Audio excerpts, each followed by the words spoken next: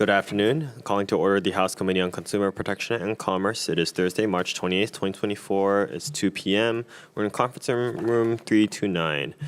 For those who are on Zoom, please keep yourselves muted and your video turned off until it is your turn to testify. For everyone who's testifying today, we will be keeping a 2-minute time limit. I'll let you know when the time limit is up, and I'll ask you to wrap up your testimony then. First on the agenda, we have SB 2753 HD1 relating to building codes. First to testify, we have Christopher Breeze from the Air Conditioning, Heating, and Refrigeration Institute in support on Zoom.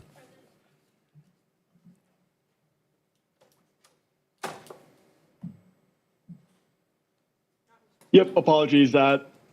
Thank you, Chair, Vice Chair, and members of the committee. My name is Chris Brzee, and I'm with the Air Conditioning, Heating, and Refrigeration Institute. Just want to reiterate our written comments in strong support of SB 2753. This bill will enable HVAC manufacturers to comply with the federal transition to low global warming potential refrigerants and bring Hawaii in line with the 45 other states that have adopted similar changes to allow for these new products into the state. Great environmental benefit, great benefit for industry as well. And I'm happy to take any questions. Thank you. Thank you. Are there any other testifiers for this measure? Seeing none, members, we have written testimony in support from the Department of Health, HECA's Building Decarbonization Task Force, Climate Protectors Hawaii, Environmental Investigation Agency, and opposition from the Chamber of Sustainable Commerce. Members, any questions? Okay. Seeing none, we'll be moving on to SB 3329 SD1 HD1 relating to little fire ants. First to testify, we have the Hawaii Department of Agriculture with comments. Okay, we'll be moving on. Next, we have Tim Lyons from the Hawaii Pest Control Association with comments. Thank you, Mr. Chairman, Vice Chairman, members of the committee. This bill just points out the pervasive problem that the little fire ant has become, to the extent that it is so different from just a regular ant that is just sort of a nuisance, whereas the little fire ant can cause a lot of pain and trouble that we think prospective buyers ought to at least know about that situation in advance. And if any of you have sat in on finance or ag hearings, you know that that is the case. Thank you. Thank you. Next, we have Lindsay Garcia from the Hawaii Realtors in opposition. Good afternoon, Chair, Vice Chair, members of the committee. Lindsay Garcia from Hawaii Realtors. So we appreciate the intent of the bill. However, we are in opposition to it as we believe it is redundant. The current law requires the disclosure of all material facts by sellers, and that's a broad obligation in order to capture current and future situations. So we definitely don't want to start a process of starting to list some items in the statute to the exclusion of others, because it may not be possible to capture all the different situations in statute line item, listing each and every single item. Instead, the way the law is currently written, broadly covering all material facts, would encompass what we're talking about here. And we do believe that pest infestations does qualify as part of material facts that you're required to disclose. And we did send the chair a copy of our most recent seller's real property disclosure statement form so that you guys can see what exactly we ask all sellers to disclose. Thank you. I'm available for any questions. Thank you. Are there any other persons here to testify on this measure? Seeing none, members, we have 2 written testimony in support by individuals. Members, any questions? Representative Onishi. For the Realtors.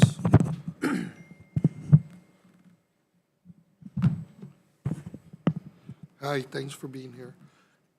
You know, on the disclosure, on the, I guess that form Yes. for selling, right? Is that Yeah, disclosure? seller's real property disclosure statement form. Yeah. Yes. So doesn't it require that a house be inspected for termites?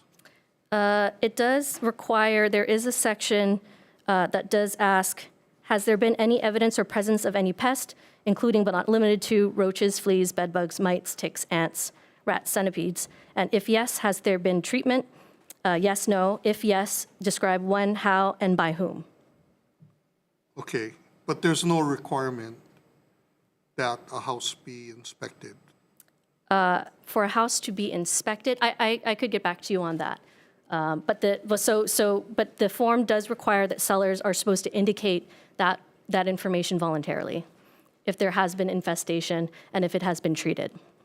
Okay. So I know that the department was concerned also, not just fire ants, but disclosure of coqui frogs and other types of pests that may eventually become, what do you call, that live in Hawaii or become embedded in Hawaii, like coconut rhinoceros beetles and, all those kinds of things. So, but, a lot of these forms, if it doesn't say it on the form, people don't think about it, right? So this is your form? Yes. It's not a required form? It's a form that we provide for the entire industry that we update twice a year to stay current with current law. So would you folks be opposed to adding other known pests or? We could list additional pests, right? The way that we have it listed, it's EG, so it's including but not limited to. Yeah. Just some examples of common pests. And in material facts, really, it's any fact, defect, or condition, past or present, that would be expected to measurably affect the value to a reasonable person of the real property being offered for sale. So it's written broadly like that to be able to try to encompass current and future situations, right? Like the fact that coqui frogs or other types of pests or any other condition that could happen would definitely be required to be included. Okay. Okay, thank you. Thank you.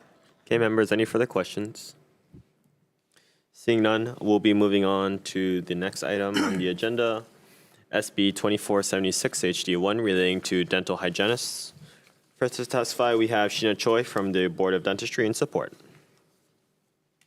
Good afternoon, Chair, Vice Chair, members of the committee. The board stands on its written testimony in support of this bill. I'm available for any questions. Thank you.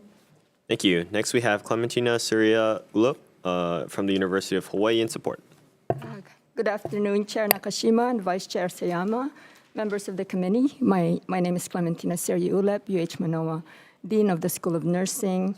And thank you for hearing this measure and the opportunity to testify in support. I'd like to offer additional comments, clarifying comments. Currently, dental hygienists are trained to identify when a sealant could be appropriate and to perform sealants. However, children must be a patient of record and have a treatment plan from a dentist to receive a dental sealant from the dental hygienist. This creates additional administrative burdens and hinders efficiency in school-based oral health programs. So the aim of this legislation is to allow a dental hygienist to apply dental sealants in a school-based oral health program without requiring a treatment plan from a dentist and without being a patient of record with a specific provider. This is an effective cost-free solution to supporting needed school-based oral health programs. This is very important given that Hawaii has the highest amount of dental caries in our keiki. Thank you. Thank you. Next, we have Patrick Donnelly from the Hawaii Oral Health Coalition in support on Zoom.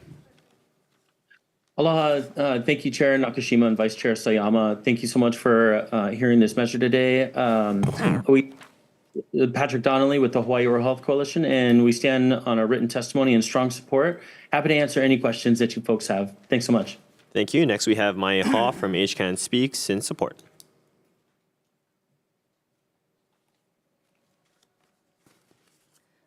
Aloha, Chair, Vice Chair, members of the committee.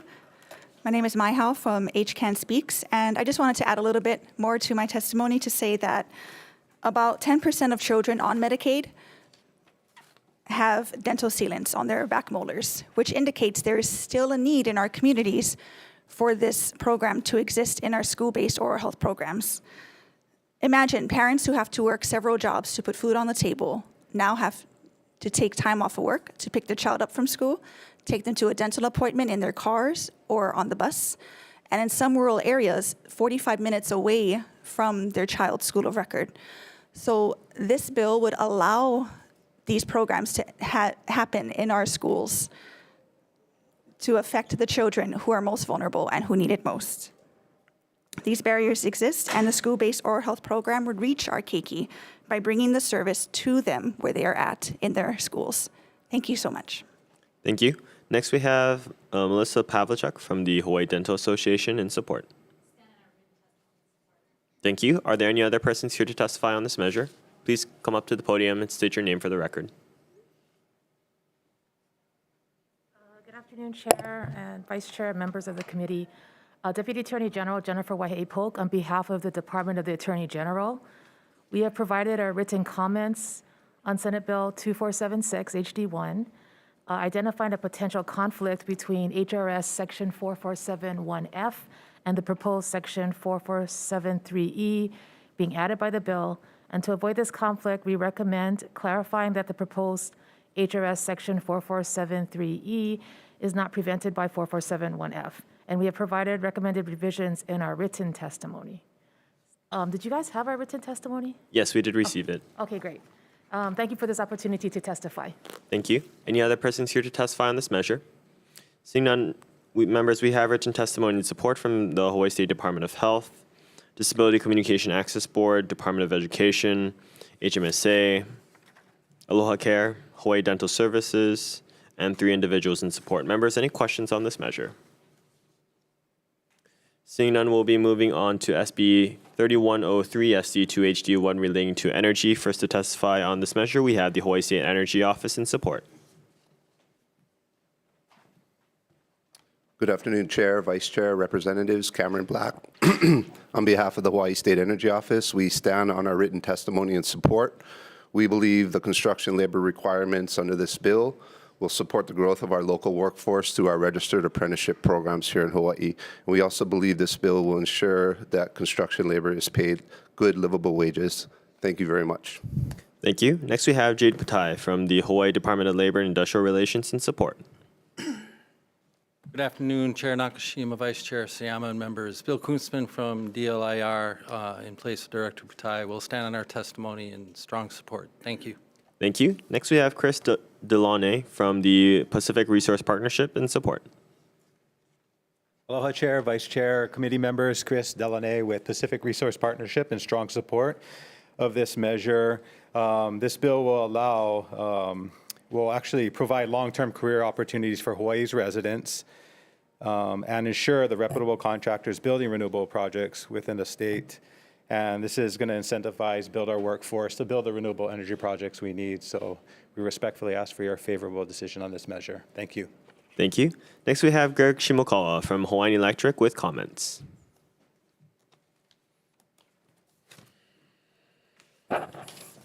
Afternoon, Chair Nakashima, Vice Chair Sayama, members of the committee. Greg Shimokawa with Hawaiian Electric, offering comments, continuing to offer comments. So we understand the importance of encouraging the use of local labor, and we support that. We currently incentivize that, and we just continue to have some concerns with the language and unintended consequences of a requirement that may, deter participation from developers, as well as, could lead to, if we're not able to get projects in on time, to generation reliability risk. So we just want to make sure we don't end up someplace where we don't want to be. Available for comments. Thank you. Thank you. Next, we have Nathaniel Kinney from the Hawaii Regional Council of Carpenters in support. Chair and members, Nathaniel Kinney, Hawaii Regional Council of Carpenters. Rather than reiterate some of the other benefits of this bill, I think we'd like to emphasize most that what this bill does is will ensure that renewable energy is built at the lowest cost to the ratepayer for the state of Hawaii. And that's what this does. It dovetails nicely with the Inflation Reduction Act, and that's what we believe is important. Thank you. Thank you. Are there any other persons here to testify on this measure? Please come ahead. Aloha, Chair, Vice Chair, Panamea Tonga Operating Engineers, Local 3. The testimony was submitted late, but just wanted to come before you folks to let you know that we are supporting SB 3103. It provides a great standard, and as was mentioned previously, with regards to our apprenticeship programs and making sure that work is done by Hawaii guys. Thank you. Thank you. Any other persons here to testify? Seeing none, members, we do have written testimony with comments from Tesla. Members, any questions? Representative Onishi. Yeah, for the State Energy Office. So you heard the testimony from Hawaiian Electric regarding possible unintended consequences. So if those unintended consequences do come to fruition and projects get delayed, what's going to be the alternative? Well, the objective through some ongoing workforce initiatives, including Good Jobs Hawaii and the Clean Energy Sector Partnership, are to help build the pre-apprenticeship programs starting now to help, and the apprenticeship programs to ensure that that doesn't happen. That's our objective right now. Do they exist today, It- those apprenticeship programs? Yes, there are apprenticeship programs, especially in the construction, contractors, and electrician fields, which would be the bulk of the construction work.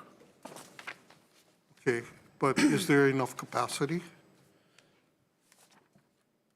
That's under our understanding, is that there is. Yeah. What about on the neighbor islands? I believe so. I believe they can shift folks as needed between the islands.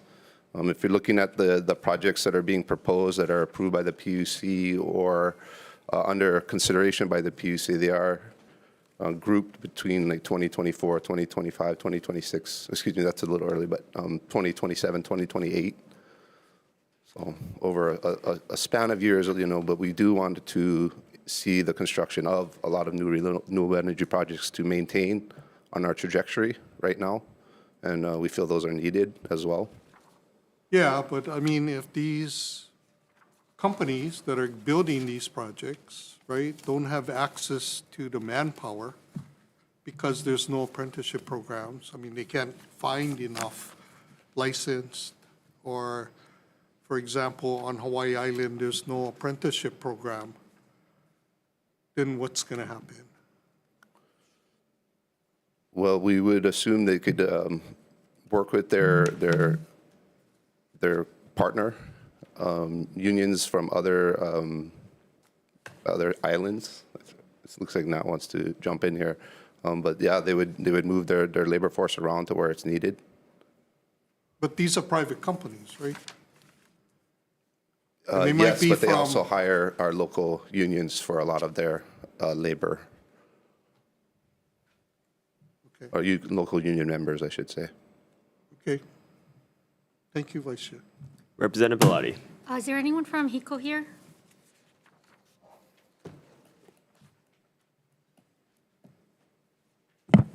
So I understand the need to ensure that we have these labor agreements, but what I'm concerned about is the language in here that says and suggests that there's a good faith effort clause to address workforce availability in the Federal Inflation Reduction Act. And that some of the testifiers are asking that maybe we include this kind of good faith language. Is your language proposed in your testimony similar to that kind of good faith language? I have to go back and get back to you on that. I think, but the concept is, I think, similar. Okay, I guess one of the things that I'm concerned about, right, is that if you have large projects that may be using federal funds, and we don't have a similar kind of good faith clause, and I really worry, because we have such a tremendous workforce shortage in our state across all sectors, that does not having this kind of clause in state language jeopardize access to federal funds? Okay, no, I understand, I think, where you're coming from. Okay. You know, we want to make sure we draw down on all kinds of federal funds that we have. And if another part of our important priorities as a state is to ensure renewable energy, you know, we have to have a balance. And so if the federal government could strike a balance, I think surely we could strike a balance here. And maybe you could look into that as this actually might be the last committee, so. Okay, no, we're very open. This is suggested language and suggested concept, so we're open to working with that. I think it's just our concerns have been in our testimony about making sure that there's some exceptionability, but how we do that, I think we're very open to. Okay, can you please look at them? Can you tell me, I mean, in the projects that you do have, is it drawing down on federal funds?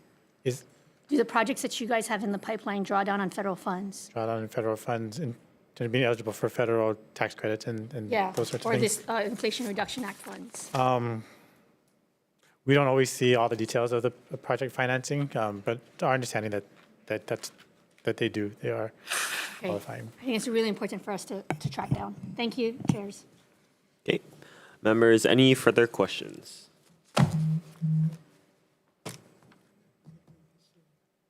Okay. Seeing none, we'll be moving on to the next measure. SB 2122 SD1 HD1 relating to energy efficiency portfolio standards. First to testify, we have Michelangelo from DCCA Division of Consumer Advocacy and Support. Chair, Vice Chair, members of the committee, Mickey Knox for the Consumer Advocate. We stand on our support of this measure. I'm here for any questions. Thank you. Next, we have the Hawaii State Energy Office in support.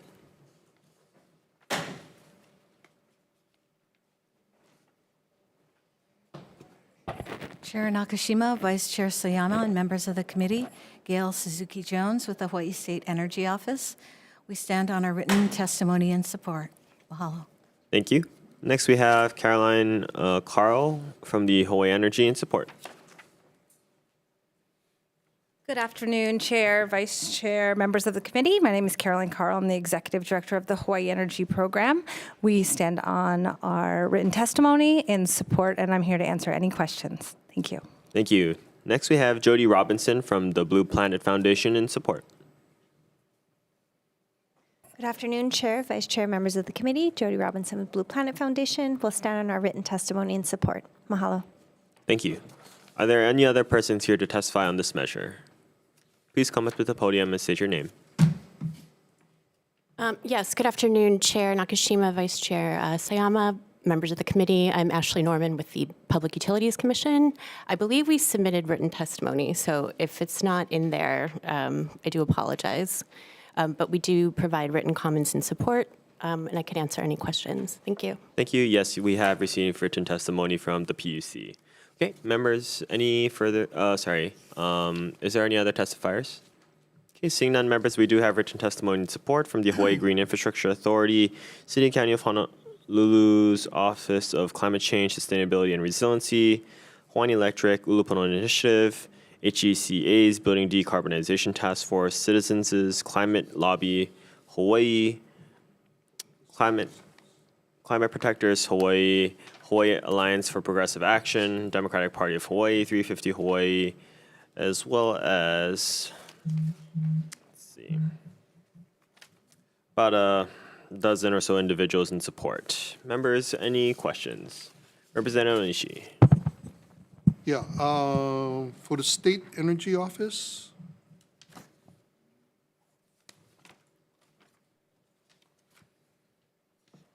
Hi, thank you for being here. I was just reviewing the Public Utilities Commission report in regards to the Clean Energy Initiative. And on the final page, it says more aggressive strategies will be needed to meet 2030 EEPS goals. Can you explain that? What does that actually mean? Thank you, Representative Onishi. And I wanted to also invite my colleague from the PUC, Ashley Norman, to contribute here as well, because this report is under their particular statute. Oh, okay. And she's intimately familiar with this. Ashley, would you mind coming up? I'll stay here if there are other questions. Thank you. Thanks, Gail. Yes, I could speak a little to the aggressive strategies that we stated at the end of this report. So effectively, the what they call like the low-hanging fruit of the energy efficiency world, lighting measures, the areas of early days of programming with our contractor, Hawaii Energy. Those days show high success in the world of energy efficiency. If you look at our, the 2009 to 2020 timeframe, which was, the first year of the EEPS statute began in 2009. So this statement of more aggressive strategies is just identifying, and that just being one example, that there's a need to not only be deeper in like the investment of energy efficiency, for instance, longer range measures, the cost effectiveness of these measures have changed, and to a point where just the approach, the strategies that were utilized in the early days of the programming have completely, changed, such that we need to adapt to, a more aggressive approach. The other thing I would point out from that report is that, we did meet very successfully the 2020 milestone to meet our EAPS target, both from like a what they call a first-year savings and also a cumulative persisting savings metric. And the data with what we have available currently, which is has been available through like our market potential study. This is just one of the resources we use to project the future success of energy efficiency programming, particularly for like our Hawaii Energy program, does show that, again, we have to just be more creative and more, adapting to the current economy. So it's utilizing, I would say, just a more, creative and aggressive strategy. So I think it's just trying to emphasize that the methods by which we were able to achieve the high success of the early days of the program, we're looking at making changes. And that's where we work with Hawaii Energy. We work with our EAPS technical working group, which is made up of all of the major clean energy stakeholders in Hawaii. So, it is kind of like a new horizon for the world of energy efficiency. And I don't know if I'm being overly broad, but if you wanted more deeper understanding of just programming, I'm happy to also bring up my colleague, Caroline Carl, at the Hawaii Energy Program, or I could continue to speak to the report or the policy. Okay. Thank you for that explanation. But when I read the report, I was under the impression that the reason for this paragraph is without more aggressive strategies, we're not going to hit the 2030 goals. Mm-hmm. And this bill is calling for extending Correct. and putting in a higher goal, Correct. 2020 and 2045. Mm-hmm. Yes. And based on the report, they're saying that in a few more years, some of those initial savings are going to dissipate and, create a need for even more aggressive approaches to try to save energy. Yes. That may cost more. Correct. And who's going to pay those costs? Well, this is a ratepayer-funded program largely. This is a program that's been very successful for both residents and businesses of Hawaii since starting in the 2009 timeframe.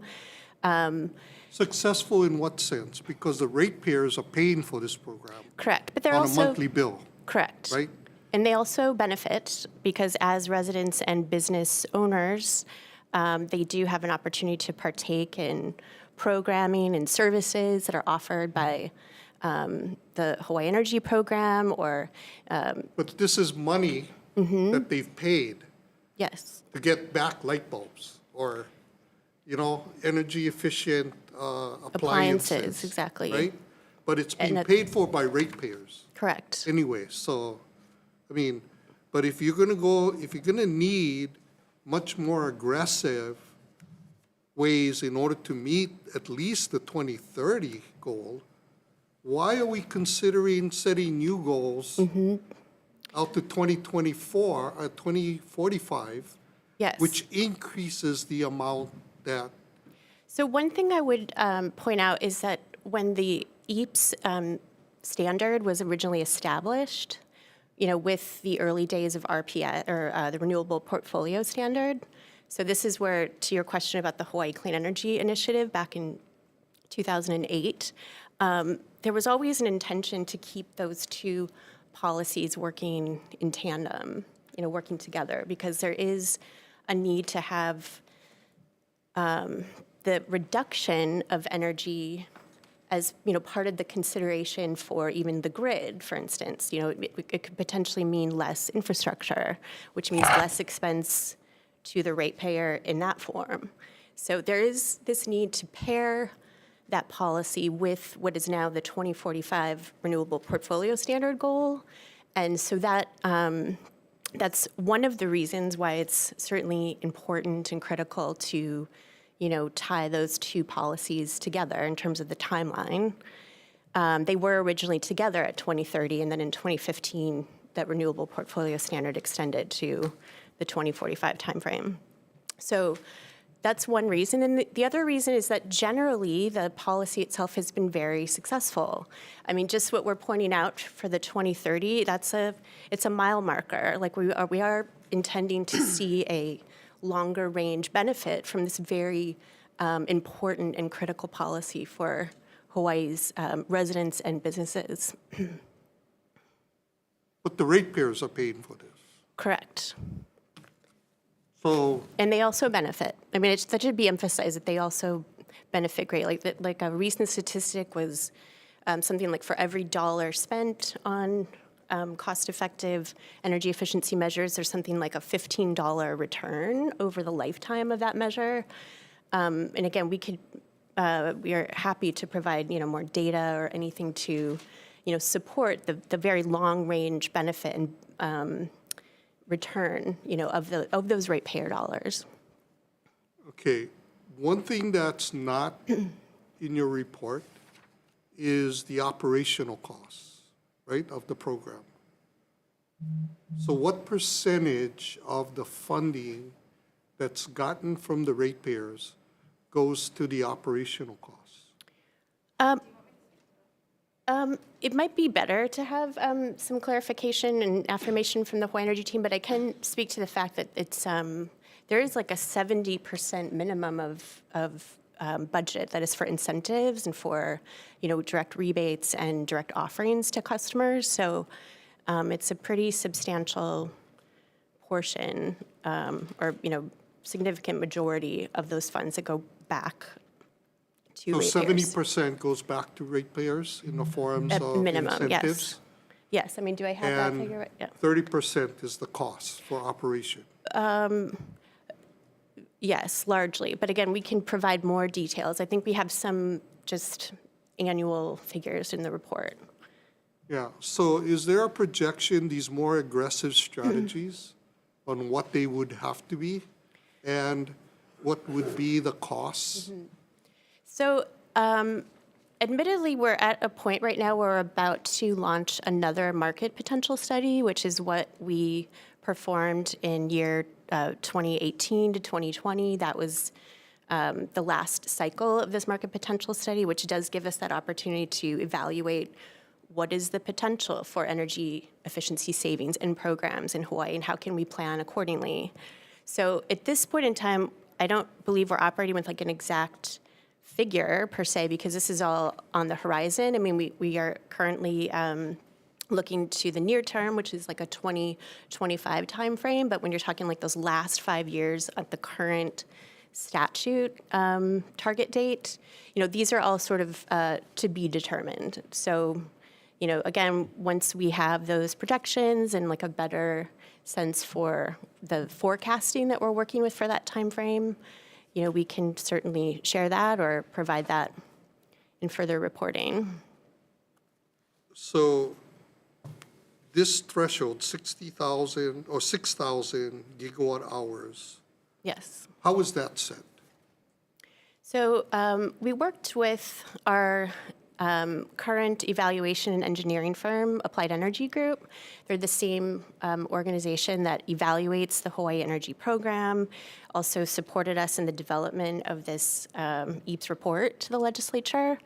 And effectively, they just took that last market potential study, which again, I was just referencing that 2018 to 2020 market potential study, and just drew some, calculated based on some assumptions for that same recent report to project to a 2045 timeframe.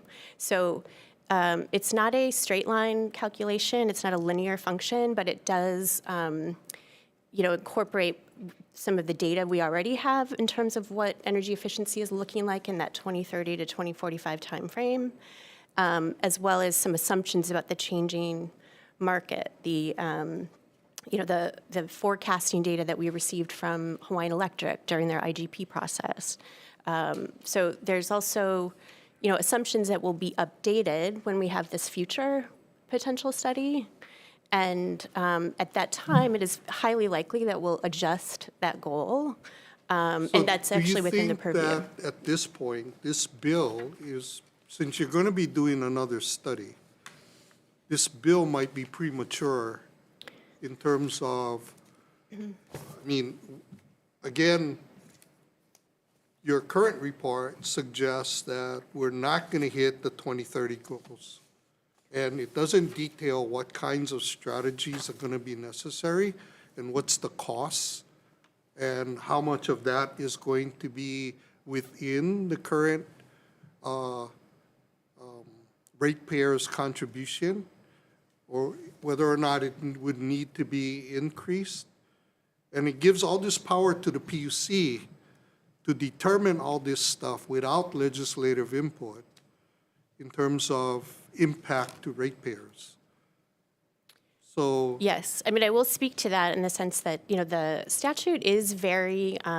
It does provide the commission a lot of flexibility in the oversight of EAPs. That's why very early on we enlisted the support and collaboration with the technical working group, which does involve the utilities, Hawaii Energy, the county's energy office, and several others, so that there's an opportunity to continue to evaluate and monitor and look at the success of the previous time frame and then project for the future.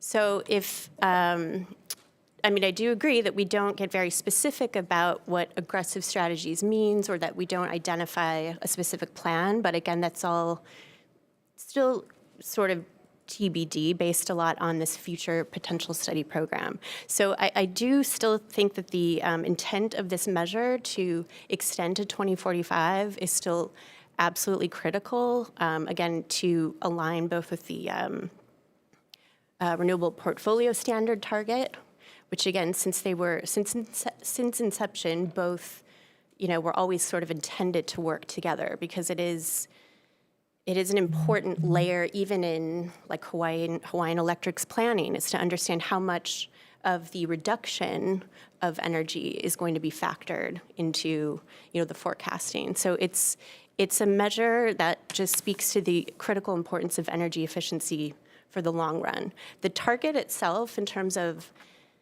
it's an important indicator. This is our target. This is what we are. It's the important driver of all of these decisions, but there is an opportunity to be flexible in terms of adjusting. There might come a decision point down the road between the commission and the stakeholder group to determine that 6,000 figure, isn't appropriate, that it needs to be adjusted.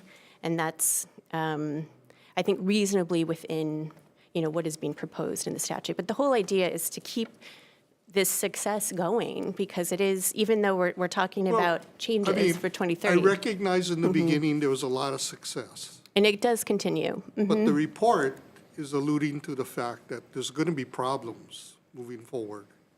Respectfully, problems, I don't think challenges to meet the goal as it is set currently, perhaps, and if it's conducted with what we call business as usual. Well, you say perhaps, but in the report, it says that.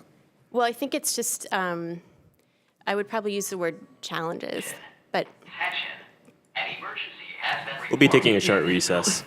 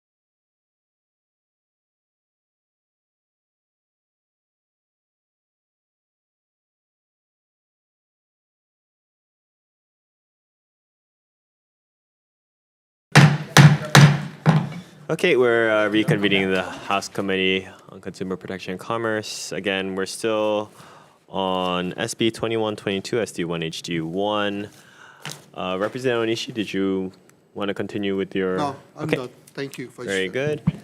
Members, any further questions? Seeing none, we'll be moving on to SB 2450, SD1, HD1 relating to the Department of Transportation. First to testify, we have Ed Sniffen from the Department of Transportation with comments on Zoom. Okay. Seeing that there's no persons to question, we'll be moving on to the next item in the agenda, SB 2747, SD2HD1 relating to aircraft. First to testify, we have Evan Owe from the Hawaii Association for Justice and Support. Seeing not here, okay, we'll be moving on to Quentin Coach from Blue Hawaiian Helicopters and Support. Aloha, good afternoon, Chair, good afternoon, Vice Chair, representatives. Quentin Koch, President of Blue Hawaiian Helicopters and Activities, here to stand on my written testimony and answer any questions. Really, this bill is about safety. If you raise insurance, they require different safety standards with the helicopters. For example, during COVID, we were asked to put in crash-resistant fuel tanks into our helicopters to maintain the high level of insurance.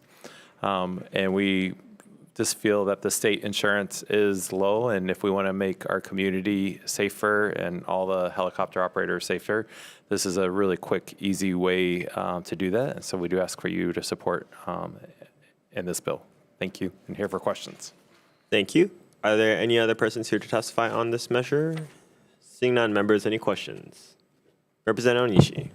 Yeah, for Blue Hawaiian. So I noticed in your testimony, you're suggesting at least $20 million coverage.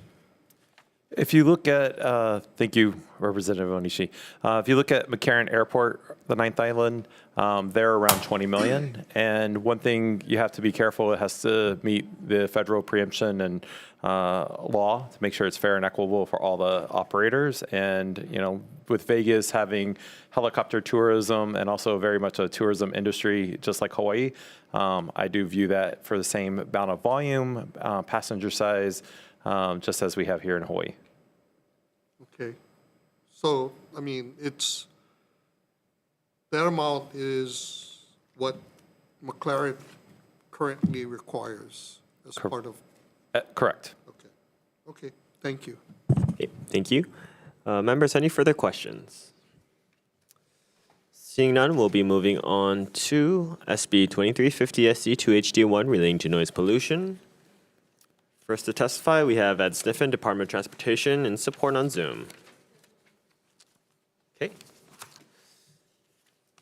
Moving on, we have Mark Harpenau, individual, and support on Zoom.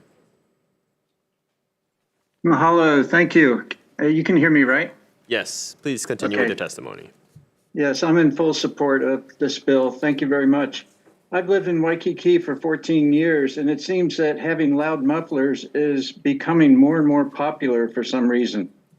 I've been to Waikiki neighborhood board meetings, and this issue keeps getting brought up over and over, but this type of loud muffler noise is getting worse each year, even despite the increase in electric vehicles. Some of these motorcycles and cars sound like they have fireworks coming out of their tailpipe. I'm sure you've heard it yourself. It's not fair to everyone else that a few individuals can keep driving up and down Waikiki or other urban areas with their loud mufflers while ruining everyone else's enjoyment. I know that the argument that motorcyclists use is that loud mufflers make the motorcyclists safer.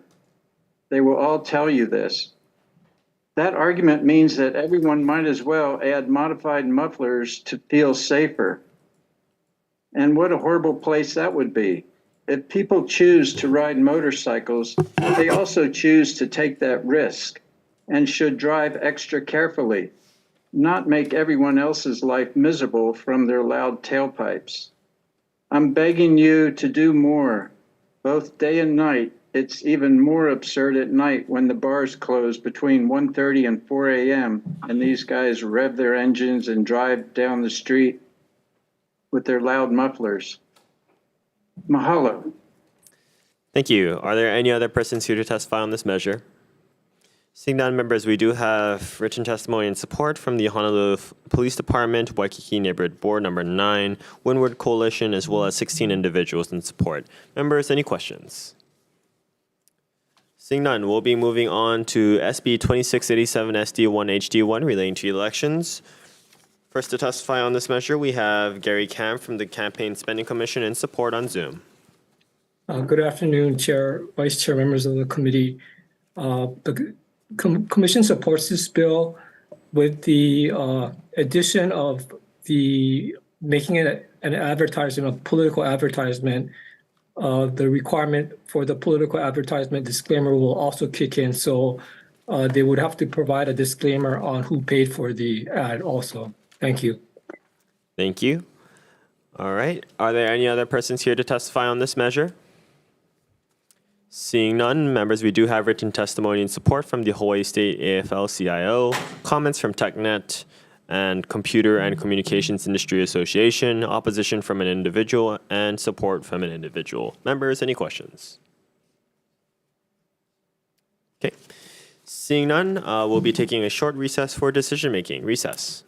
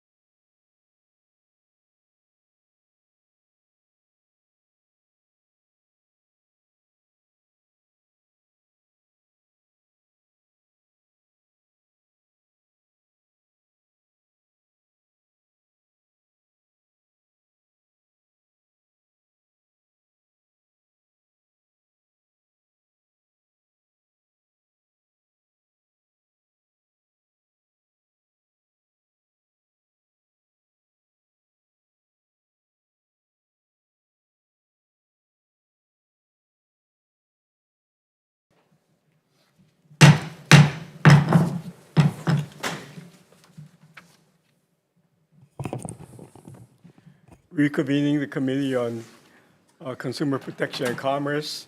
It's Thursday, March 28, 2024, in Conference Room 329. We have a number of bills for decision-making.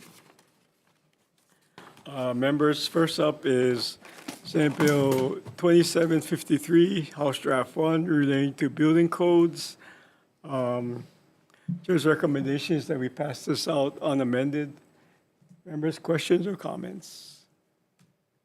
Seeing none, Vice Chair. Representative Onishi. Yeah, I just have a comment on page 3, the last paragraph, Hawaii State Building Codes, hydrofluorocarbons update.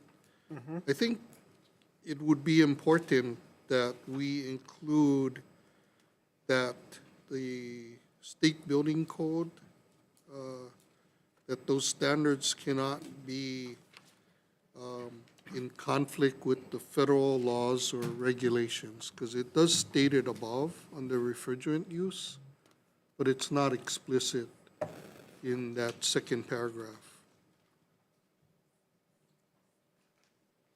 So adding that it be in compliance with federal regulations. Yeah, and or that it does not conflict with federal laws or without regulations. conflict with federal laws. And that's lines 14 That to 18. would be on page adding to 2. line 14. Okay. Not in conflict with federal laws.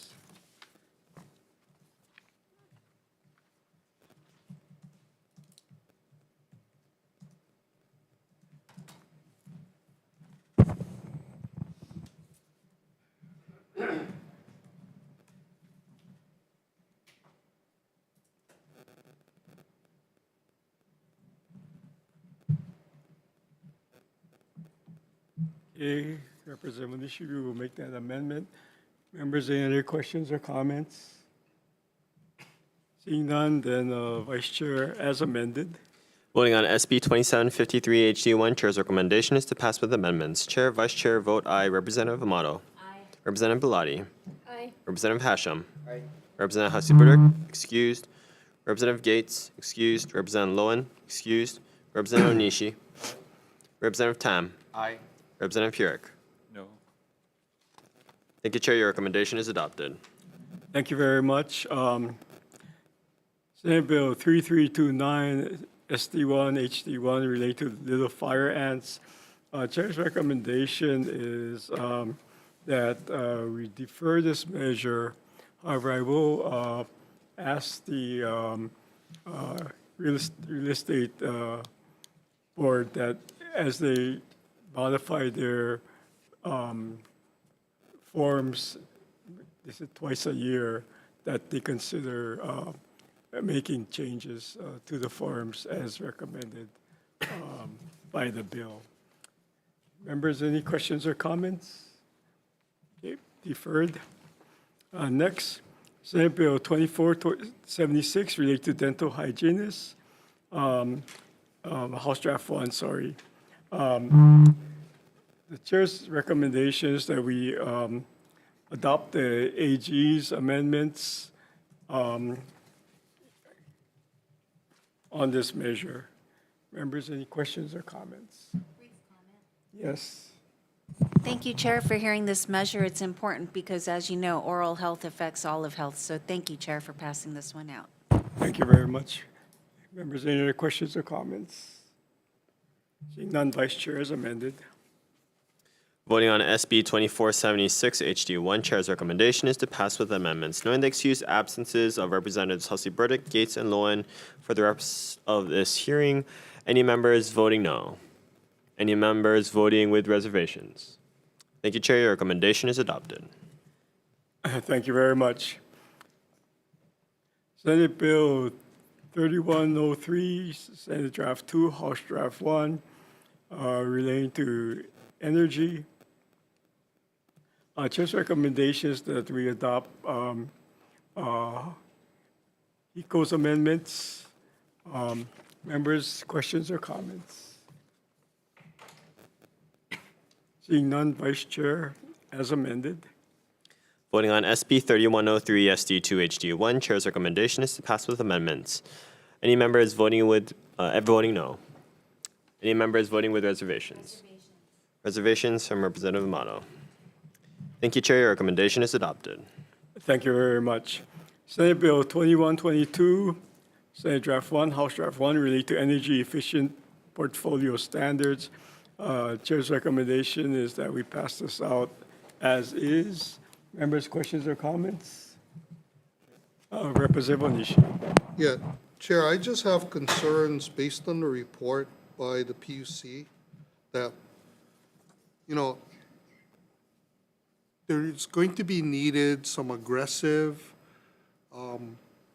actions taken in order to just reach the 2030 goals that have not been identified that may or may not cost ratepayers more in terms of the funding for those.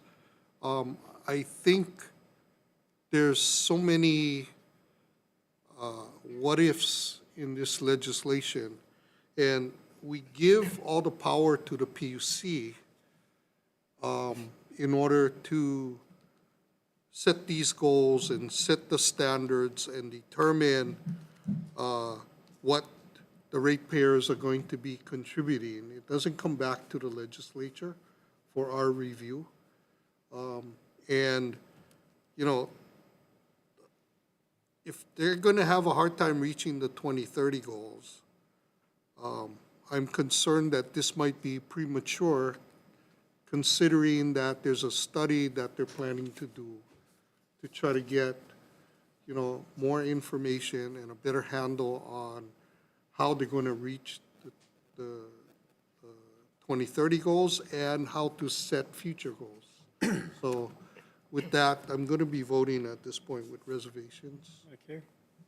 Thank you very much. I think Chair will note the representative's concerns in the committee report going forward, and indicate that there is concern that we might not be able to meet the current standard, the current goals, unless we become more aggressive. Thank you. Members, any other questions or comments? Seeing none, the Vice Chair, unamended. Voting on SB 2122 SD1 HD1, Chair's recommendation is to pass as is. Noting the reservations vote from Representative Onishi, any members voting no? Any members voting with reservations? Thank you, Chair. Your recommendation is adopted. Okay, thank you very much. Senate Bill 2450, Senate Draft 1, House Draft 1, related to the Department of Transportation. Chair's recommendation is that we defer this measure. Department says we can do it as long as we don't make them, and so I don't see any reason for passing the bill. Next, Senate Bill 2747, Senate Draft 1, House Draft 1, related to aircraft. The bill does contain a blank amount for aircraft liability insurance coverage, and Chair's recommendation is we amend it to be $20 million. As recommended by the testimony. Members, any questions or comments? Seeing none, Vice Chair, as amended. Voting on SB 2747 SD2 HD1, Chair's recommendation is to pass with amendments. Any members voting no? Any members voting with reservations? Thank you, Chair. Your recommendation is adopted. Thank you very much. Finally, Senate Bill 2687, Senate Draft 1, House Draft 1, related to elections. Oh, I'm sorry. Lazy mufflers. Oh. Don't skip that one. Don't skip that one. Senate Bill 2750, related to noise pollution. Chair's recommendation is technical amendments needed for clarity, consistency, and style. Members, any questions or comments? Representative Tan. Thank you, Chair, for passing this out. I'm in strong support, and I know my entire constituency is very appreciative of this. Mine too.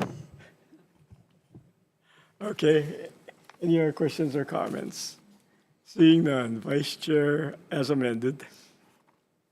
Voting on SB 2350 SD2 HD1, Chair's recommendation is to pass with amendments. Any members voting no?